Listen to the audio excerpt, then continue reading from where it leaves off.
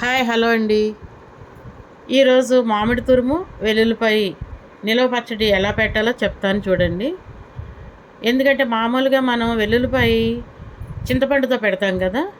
చింతపండు బదులు మామిడి తురుము వాడి చూడండి, చాలా టేస్టీగా ఉంటుంది, చాలా బాగుంటుంది. హెల్త్ పరంగా కూడా చింతపండు అవాయిడ్ చేయమంటున్నారు కాబట్టి ఈ మామిడి తురుముతో ట్రై చేసి చూడండి.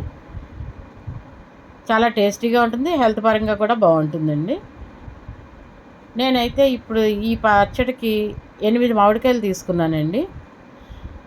ఓ అలా అని 8 తీసుకోని అవసరం లేదు, 4 కాయలతో కూడా పెట్టుకోవచ్చు, చాలా బాగా వస్తుంది. 1/2 కిలో వెల్లుల్లిపాయలు తీసుకున్నానండి. ఎక్కువ కావాలనుకున్న వాళ్ళు ఎక్కువ వెల్లుల్లిపాయలు వేసుకోవచ్చు. దీనికి పని అంటూ ఏమున్నదంటే మామిడికాయ చెక్కు తీసి తురుముకోవడం, వెల్లుల్లిపాయలు ఒలుచుకోవడం ఈ రెండే పెద్ద పని మనకి. మిగిలింది పెద్ద కష్టం ఏం కాదు, 2 నిమిషాల్లో అయిపోద్ది పచ్చడి పెట్టడం.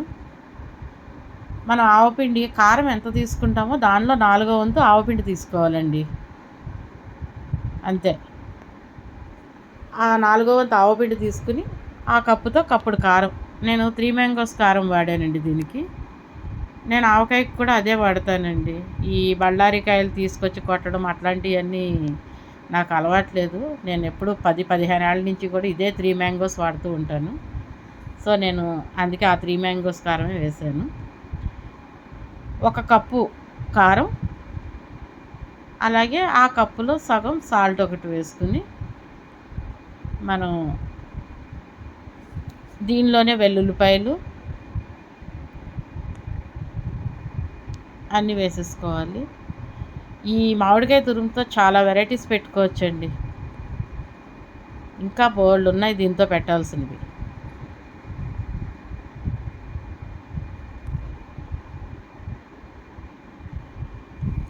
1/2 కప్పు సాల్ట్, రాళ్ళుప్పే మెత్తంది వాడాను ఇక్కడ నేను. దీంట్లో మనం నేను కొంచెం ఎక్కువ అవుతుందేమో అని తీసి పక్కకు పెట్టానండి మామిడి తురుము, కానీ ఎక్కువేం కాలేదు, కరెక్ట్గా సరిపోయింది. మొత్తం నేను తురిమిందంతా పట్టేసింది. దీనిలో వేయించి పొడి కొట్టుకున్న మెంతుల పొడి 2 టీ స్పూన్స్ వేసుకోండి, సరిపోతుంది. అలాగే ఇదంతా కలుపుతున్నప్పుడు మనం నువ్వుల నూనె ఉంటుంది కదా, నువ్వుల నూనె యాడ్ చేయండి.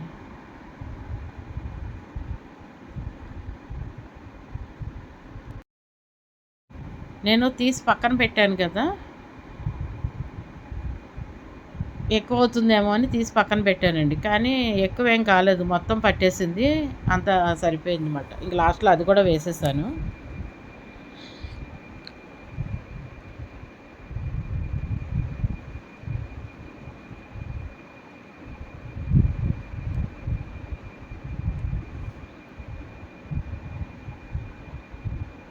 ఇదే తురుములో మనం వెల్లుల్లిపాయలు వేసుకుంటున్నాం కదండి, ఈ వెల్లుల్లిపాయ బదులు దీనిలో క్యారెట్ కూడా వేసుకుని ఇదే ప్రొసీజర్లో క్యారెట్ వేసుకుని పెట్టుకోవచ్చండి.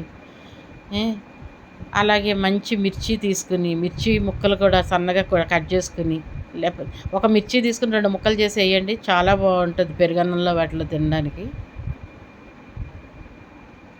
ఒకసారి తురుము చేసి పెట్టుకున్నాం అనుకోండి, ఎన్ని వెరైటీస్ అన్నా చేయొచ్చు పచ్చళ్ళు మనం ఇట్లాగా. ఇదే ప్రొసీజర్ అంతాను. కావాలంటే మనం క్యారెట్ అని, పచ్చిమిర్చి అని అట్లాంటివన్నీ యాడ్ చేసుకోవచ్చండి దీంట్లో, చాలా బాగుంటుంది. నేను నువ్వుల నూనె వేసి కలిపానండి ఇది అంతాను. ఇది ఇట్లా అంతా చేసి మనం ఒక జాడీలో ఎత్తి పెట్టుకుంటాం కదా, కావాలనుకుంటే పోపు వేసుకోవచ్చు, లేదంటే అప్పటికప్పుడు మనం ఎప్పుడు తింటామో అప్పుడు కొంచెం తీసుకుని పోపు వేసుకోవచ్చు. ఈ నువ్వుల నూనె వేసి మనం పెట్టడం వల్ల ఇది పచ్చడి పాడు కూడా అవ్వదు. మనం ఉప్పు కారం అన్నీ కరెక్ట్గా వేస్తాం కాబట్టి పాడయ్యే ప్రసక్తి ఉండదు దీంట్లో. చాలా బాగుంటుందండి టేస్ట్. ఆల్రెడీ నేను అల్లం మామిడి తురుము పెట్టాను కదా, అది కూడా చాలా బాగా వచ్చిందండి.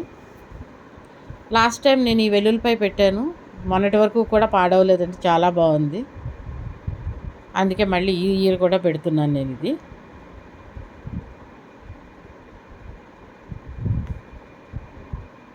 ఒకసారి మీరు కూడా ట్రై చేసి చూడండి, చాలా బాగా వచ్చింది.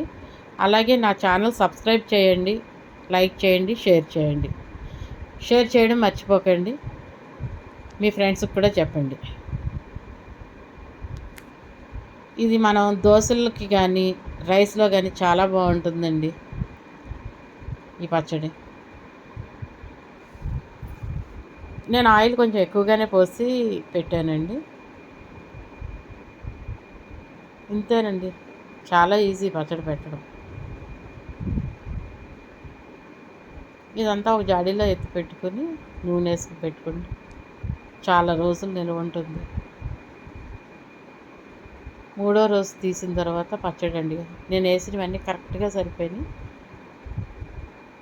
ఉప్పు కొంచెం ఎక్కువ తింటాననే వాళ్ళు కొంచెం వేసుకోవచ్చు, నాకైతే కరెక్ట్గా సరిపోయిందండి. కారం, ఉప్పు, ఆవపిండి అన్నీ.